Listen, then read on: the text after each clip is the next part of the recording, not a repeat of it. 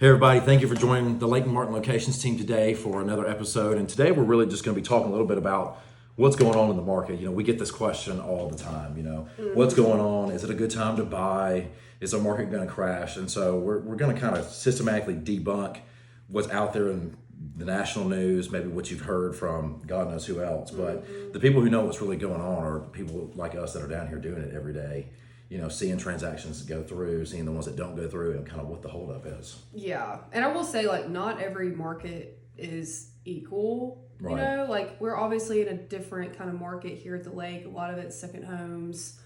It's not full-time people. It's not, I feel like your people in Birmingham, Atlanta, Montgomery, I've been hearing a lot of the slowdown in just your everyday residential. Yeah, because we're not a primary home market, nor are we in a big metroplex city. Yeah, and a lot of people here are not worried about certain things like school zones and what have you. Right. So there's just a lot of different factors that you got to consider, I guess. There's a lot of different factors, and it has its own set of factors outside of living in a primary home market like Birmingham, Atlanta, Montgomery. The cities closest to us. Yeah. So we get this question all the time: Is it a good time to buy? When somebody asks you that question, what is your take on it? What do you tell them? I say, is it a good time for you to buy?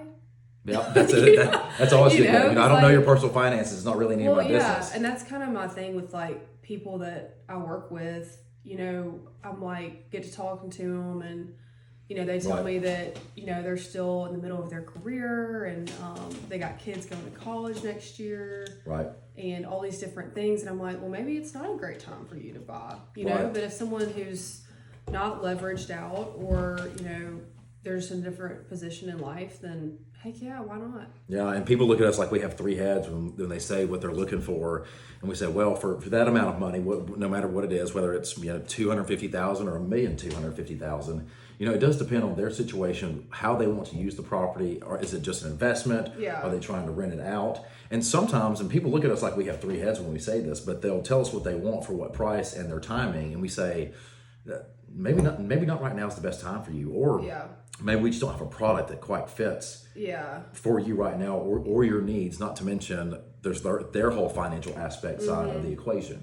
I think your motives are always like what's your motive in purchasing? Are you trying to get out in 5 years and flip it? Or are you trying to have a good rental property? Right. Is this going to be your forever home? So it's I don't know. It is hard when people ask that because there's so many different varying factors. Right. It's a black and white question that doesn't have a black and white answer. Yeah. It depends on you. And then of course a lot of people ask us about, interest rates, which has a huge effect on what we're doing. We're used to, for the past 18 months, interest rates have been hovering at historical lows. We've never even seen it before. Yeah. Now we're back up to what? This morning it was 6.5%, I think you told me, which is the use of the nominal rate for just not mortgage rates. Not a bad rate. I remember our parents joking and telling us that when they bought their first home, and I say my parents bought their first home, I think in the late 80s, and their interest rate was 14%. So when I bought my most recent purchase, got 4%. My parents thought that was a steal, and I thought, I'm upset because I didn't get as low as interest rate as you did on your house,